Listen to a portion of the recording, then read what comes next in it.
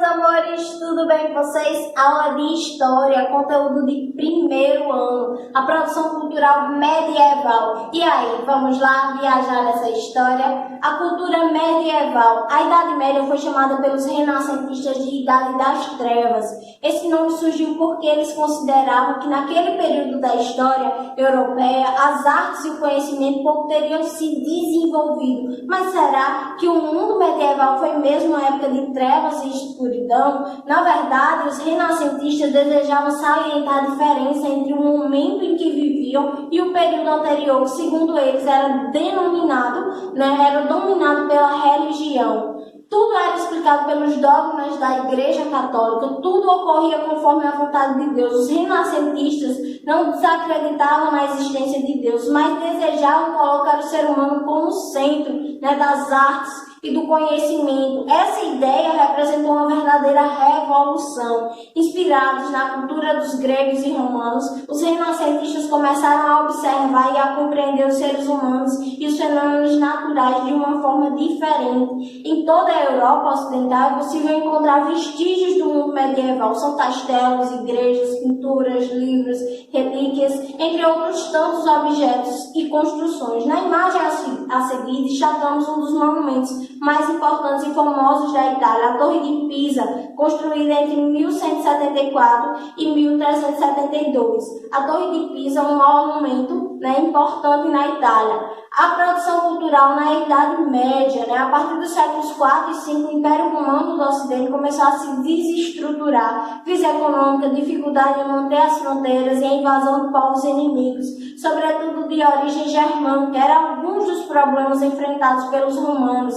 Esse cenário contribuiu para uma transformação radical na vida cultural dos povos europeus. Com o tempo, os costumes romanos e germânicos se misturaram, dando origem ao mundo feudal. Nele, os mosteiros e abadias, mosteiros ou conventos, tornaram-se um dos principais centros de produção cultural. Na Idade Média, assim como na Antiguidade, eram poucas as pessoas que sabiam ler e escrever. A maior parte da leitura era feita em voz alta, para um grupo de ouvintes. Por isso, os textos eram todos preparados para serem lidos em público, com imagens fortes e teatralizadas. As pessoas mais instruídas pertenciam à igreja, que controlava grande parte das atividades artísticas, literárias e intelectuais da época. O controle da leitura e da escrita era uma forma da igreja manter o seu poder e impedir que as pessoas pensassem diferente dos seus dogmas.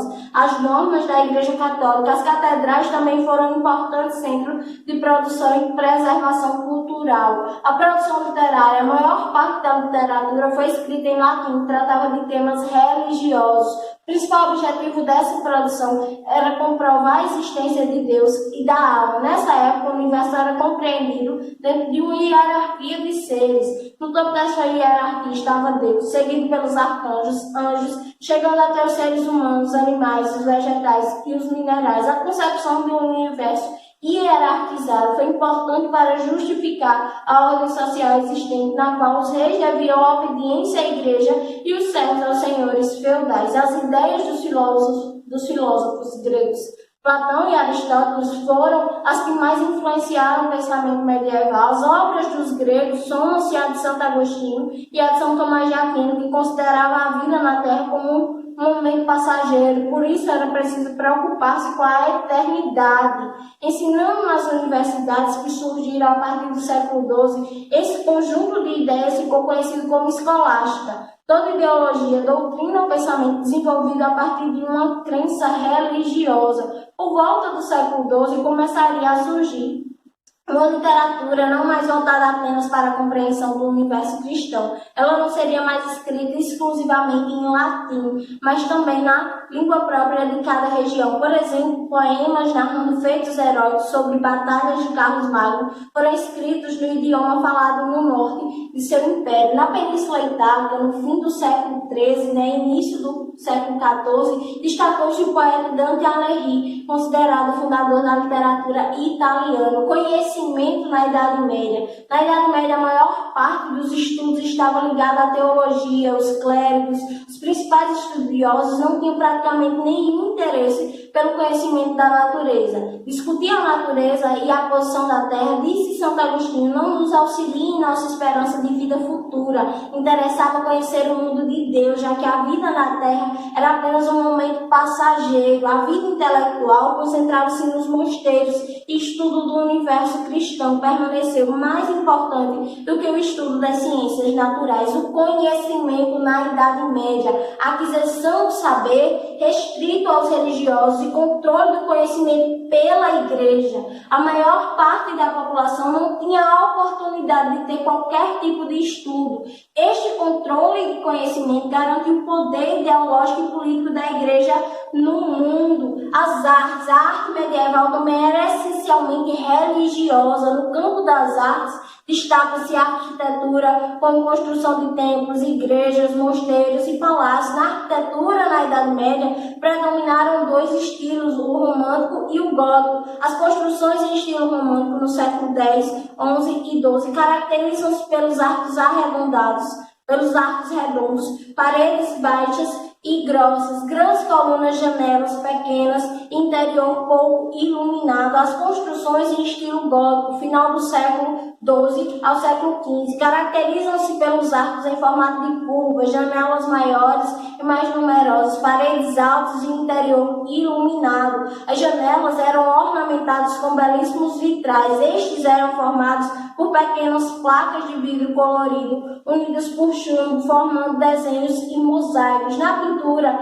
destacam-se as miniaturas ou iluminuras, feitas para ilustrar os manuscritos e os murais. Os murais eram pinturas feitas nas paredes, geralmente retratando figuras religiosas. Na escultura, utilizava-se o metal, o marfim e a pedra. Um grande número de imagens decoravam o interior dos templos. A maior parte das obras da arte na Idade Média não tem autoria definida, isso porque, de acordo com o alto clero medieval, o verdadeiro autor era Deus, que por meio dos seres humanos expressava suas ideias e vontades. O sistema de produção feudal era caracterizado pelo emprego da técnica de rotação de culturas. Ao falarmos sobre a produção agrícola no mundo feudal, logo nos lembramos que o trabalho nas terras buscava o atendimento das necessidades básicas, ao contrário de outros tempos. A agricultura medieval apresentava um desempenho produtivo baixo e limitava a ocorrência de trocas naturais e do comércio. Em geral, essa característica subsistente é relacionada à má qualidade das sementes utilizadas e à limitação dos instrumentos e técnicas da época. Apesar da relevância desses fatores, devemos levar em conta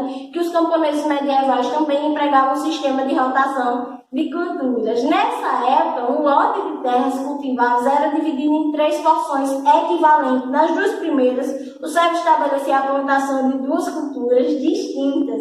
Já o lote restante não era aproveitado para que, assim, o lote de terras não fosse completamente desgastado. No ano seguinte, o terreno que foi cultivado é colocado em descanso. O campo que continua a ser explorado troca de cultura e o campo que esteve em repouso recebe a plantação do outro lote que agora está em descanso. No terceiro ano, o terreno que ainda não descansou não é usado e os outros 2 lotes recebem uma plantação distinta da que fora empregada no segundo ano. Dessa forma, percebemos que 1/3 das terras era excluído da colheita de todos os anos. Para explicar melhor o raciocínio exposto, podemos apresentar a seguinte tabela como exemplo do sistema de rotação de culturas. Aqui nós temos 3 campos, nós temos o primeiro ano, o segundo ano e o terceiro ano. Como vocês podem observar, no primeiro ano, o campo 3 é o que fica em repouso. No segundo ano, é o campo 1 que fica em repouso. Já no terceiro ano, é o campo 2 que fica em repouso. Apesar de contribuir significativamente para a redução da colheita, o sistema de rotação de culturas acaba tendo outra finalidade. A cada ano a terra era diferentemente trabalhada, com isso os nutrientes utilizados por uma cultura eram reservados no ano posterior. Além disso, já era pré-determinado que uma parte do campo sempre estaria em completo repouso. Dessa forma, a rotação de culturas, apesar de limitar a produção, ampliava a vida útil de todo o terreno. Vamos responder?